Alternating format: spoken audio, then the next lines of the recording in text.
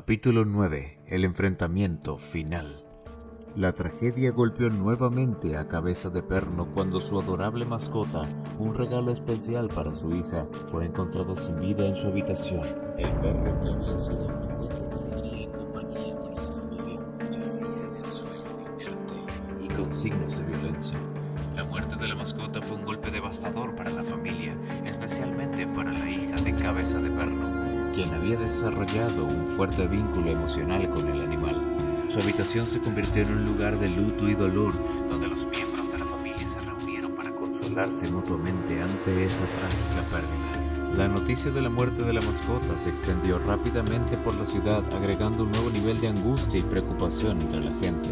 Ahora, no solo los miembros de la banda estaban en peligro, sino que incluso sus seres queridos y sus mascotas eran blancos potenciales del flagelador.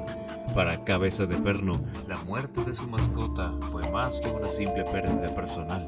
Fue un golpe directo a su autoridad y una advertencia ominosa de que nadie estaba a salvo mientras el flagelador siguiera suelto por las calles. Con el corazón lleno de dolor y rabia, juró hacer todo lo posible para atrapar al asesino y poner fin a su reinado de terror de una vez por todas. Ante el escalofriante suceso que cobró la vida de su mascota, Cabeza de Perno tomó una decisión drástica: sacar a su familia del país. La seguridad de sus seres queridos se convirtió en su máxima prioridad y no estaba dispuesto a correr más riesgos. Con el corazón cargado de preocupación y miedo, organizó rápidamente los preparativos para la partida. El traslado de la familia fue llevado a cabo en secreto y con extrema precaución, utilizando medidas de seguridad adicionales para evitar cualquier posible intento de ataque por parte del flagelador u otros enemigos desconocidos. La partida de la familia de Cabeza de Perno dejó un vacío en la ciudad, un recordatorio constante del peligro latente que acechaba en cada esquina. La ausencia de su presencia dominante se sintió en los pasillos del poder y entre los miembros de la banda, quienes se encontraron repentinamente en un estado de incertidumbre y vulnerabilidad. Mientras tanto, Cabeza de Perno se sumió en un estado de paranoia y desconfianza, obsesionado por la seguridad y el bienestar de su familia, incluso desde la distancia. Cada noticia de un nuevo crimen cometido por el flagelador aumentaba su ansiedad, alimentando su determinación de encontrar al culpable y garantizar la seguridad de quienes más quería. El exilio de la familia de Cabeza de Perno marcó un giro importante en la historia, llevando consigo un aura de desesperación y temor que se extendió por toda la ciudad. Mientras tanto, el flagelador continuaba acechando en las sombras, desafiando a las autoridades y sembrando el caos con cada nuevo acto de violencia. Pero no podía quedar todo así, y el flagelador optó por robar las arcas de los Thors. Esta osadía fue un golpe devastador para la organización criminal. La audaz operación se llevó a cabo en pleno territorio de la banda, desafiando su autoridad y desmantelando su fortaleza financiera en un solo golpe maestro. La noticia del robo se propagó como un reguero de pólvora, sembrando el pánico y la desconfianza entre los miembros de la banda. La incredulidad y el enojo se apoderaron de Cabeza de Perno cuando se enteró de la magnitud del saqueo. Una cantidad colosal en oro, joyas y dinero en efectivo había desaparecido sin dejar rastro. El regreso precipitado del jefe Thors marcó el inicio de una cacería implacable para encontrar a los responsables del robo y recuperar lo que habían perdido. Las calles se convirtieron en un hervidero de actividad mientras los sicarios de los Thors buscaban pistas, interrogaban a informantes y amenazaban a cualquiera que pudiera tener información sobre el paradero del botín. El robo dejó al descubierto las vulnerabilidades de los Thors y sacudió los cimientos de su imperio criminal. La audacia y la astucia del perpetrador desconocido demostraron que nadie estaba a salvo en el peligroso mundo de la delincuencia organizada y que incluso los más poderosos podían ser derribados por un golpe bien ejecutado. Mientras tanto, Cabeza de Perno juró venganza contra aquellos que osaron desafiar su autoridad y robar lo que era suyo por derecho. La búsqueda del culpable se convirtió en una obsesión para él, consumiendo todos sus pensamientos y energías mientras se embarcaba en una cruzada para restaurar el honor y la supremacía de los Thors. Aunque la familia Thors había abandonado el país en busca de seguridad, seguían al tanto de los turbulentos acontecimientos que sacudían la ciudad. La esposa y la madre de Cabeza de Perno mantenían una comunicación constante con él, informándole sobre los desarrollos más recientes y brindándole apoyo en este momento de crisis. A pesar de estar lejos, la familia Thors no podía escapar completamente del caos que rodeaba a su imperio criminal. Las noticias del robo masivo y los violentos asesinatos llegaron hasta ellos, provocando preocupación y ansiedad por el destino de su familia y la estabilidad de su organización.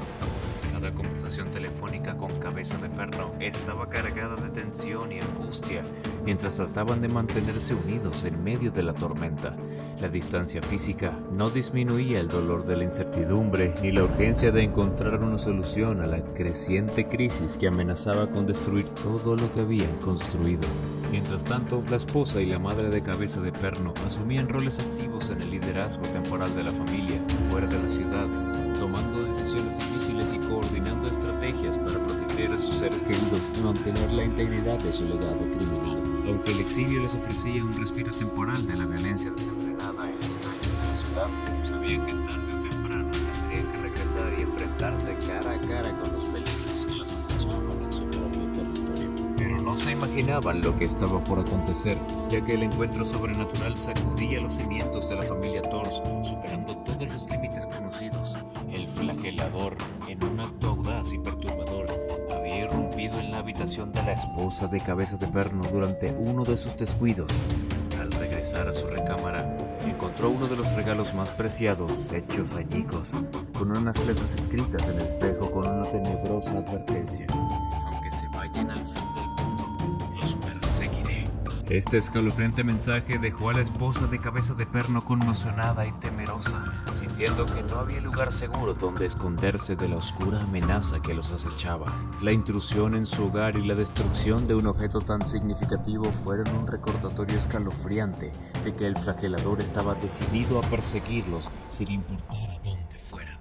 La mujer, por vez primera, se sintió vulnerable y desamparada, preguntándose cómo el flagelador había logrado burlar su seguridad y llegar tan cerca de ella. La sensación de ser observada y perseguida se apoderó de ella, convirtiendo su hogar en una prisión de miedo y paranoia.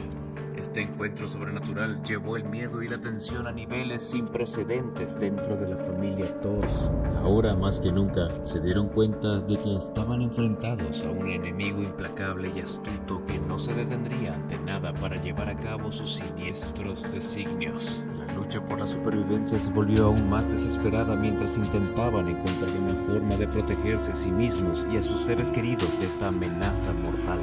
Después de meses de ausencia, Rosa reapareció en escena de una manera impactante y perturbadora. Más desequilibrada que nunca, arrastraba cadenas y su apariencia era descuidada, con la ropa desaliñada y despeinada. Gritaba incoherencias que apenas se podían entender, repitiendo constantemente: «Es tu fin, no tienes escapatoria». Su regreso causó conmoción y alarma entre aquellos que la conocían, ya que su estado mental parecía haber empeorado considerablemente desde su última aparición. La presencia de Rosa, llena de una energía frenética y ominosa, sembraba el terror entre los habitantes de la ciudad que no podían comprender el significado de sus palabras ni el propósito de su retorno. Mientras tanto, en las casas de los más necesitados, comenzaron a llegar remesas de dinero inesperadas con un emblema que indicaba que nada podría compensar el sufrimiento infligido por los maleantes a sus familias. Era evidente que este dinero provenía de los Thors, pero su motivo y objetivo eran un misterio. El regreso de Rosa y la llegada de estos fondos desconcertantes añadieron una capa adicional de intriga y tensión a la ya volátil situación en la ciudad. Parecía que los eventos estaban alcanzando un punto crítico y cada vez era más evidente que la verdad detrás de todo este caos estaba a punto de ser revelada. Los sucesos continuaban desatándose en la ciudad, pero esta vez fue el turno de varias bandas que operaban en diferentes secciones del territorio. Se reportaron saqueos masivos que parecían haber infligido pérdidas millonarias en términos de dinero, joyas y oro. La magnitud de los robos dejó perplejas a las autoridades y a la población en general. Sin embargo, lo más sorprendente fue lo que sucedió después de los saqueos. A pesar de la gravedad de los eventos, comenzaron a llegar compensaciones a los sectores más marginados de la ciudad. Grandes sumas de dinero junto con valiosas joyas y oro aparecieron misteriosamente en los hogares de aquellos que más lo necesitaban. Cada paquete llevaba consigo un lema claro y contundente: ni todo el dinero del mundo podrá compensar tu sufrimiento.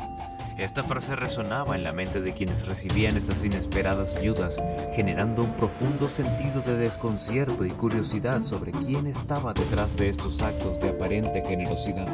La llegada de estas compensaciones planteaba una serie de preguntas sin respuesta. ¿Quién o qué estaba detrás de estos eventos de benevolencia? ¿Cuál era su verdadero propósito? Mientras tanto, en las calles, la incertidumbre y la tensión seguían en aumento, mientras la ciudad intentaba descifrar el enigma detrás de estos eventos aparentemente contradictorios. Por lo tanto, Rosa continuaba deambulando por las calles. Su apariencia desaliñada y su comportamiento incoherente llamaban la atención de los transeúntes.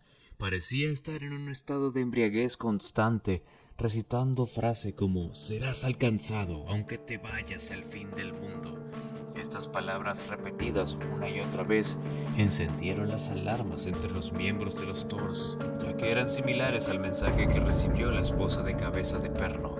La locura de Rosa había alcanzado su punto máximo y sus palabras perturbadoras comenzaron a circular entre los líderes de las bandas criminales.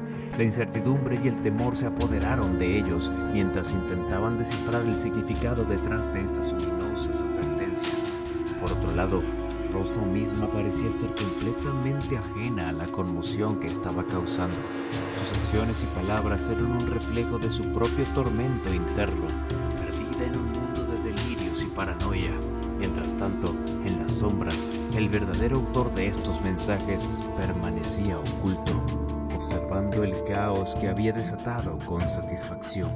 Ante la creciente preocupación y el desconcierto causado por las perturbadoras palabras de Rosa, el jefe de los Thors decidió tomar medidas drásticas. Ordenó a sus hombres que trajeran a Rosa para someterla a un interrogatorio exhaustivo, ya que la aparición repentina de Rosa y sus enigmáticas declaraciones habían despertado sospechas y temores entre los miembros de la organización criminal. Rosa fue llevada ante el jefe de los Thors, quien la recibió con una mirada penetrante y determinada. La sala estaba cargada de tensión mientras la mujer, en su estado desaliñado y delirante, enfrentaba las acusaciones implícitas en las palabras que había estado pronunciando en las calles. El jefe de los Thors comenzó el interrogatorio con preguntas directas, tratando de descifrar el significado detrás de las advertencias que ella repetía obsesivamente. Sin embargo, las respuestas eran confusas y vagas, como si estuviera perdida en un mundo de sufrimiento y confusión. El interrogatorio se prolongó durante horas, con el jefe presionando a la mujer en un intento desesperado por descubrir la verdad detrás de sus palabras enigmáticas. Pero a medida que pasaba el tiempo, quedaba claro que no estaba en condiciones mentales para proporcionar respuestas coherentes. Finalmente, tuvo que dar por terminado el interrogatorio, frustrado por la falta de resultados. Ordenó que la encerraran hasta nuevo aviso. La situación solo agregó más incertidumbre y tensión a un ambiente ya cargado de paranoia y miedo. Mientras tanto, el verdadero responsable de los mensajes enigmáticos permanecía oculto, observando el caos que había desatado con satisfacción desde las sombras. ¿O acaso sería Rosa la responsable de todo lo acontecido? Mientras tanto, su secuestro desató una reacción sin precedentes en la sociedad.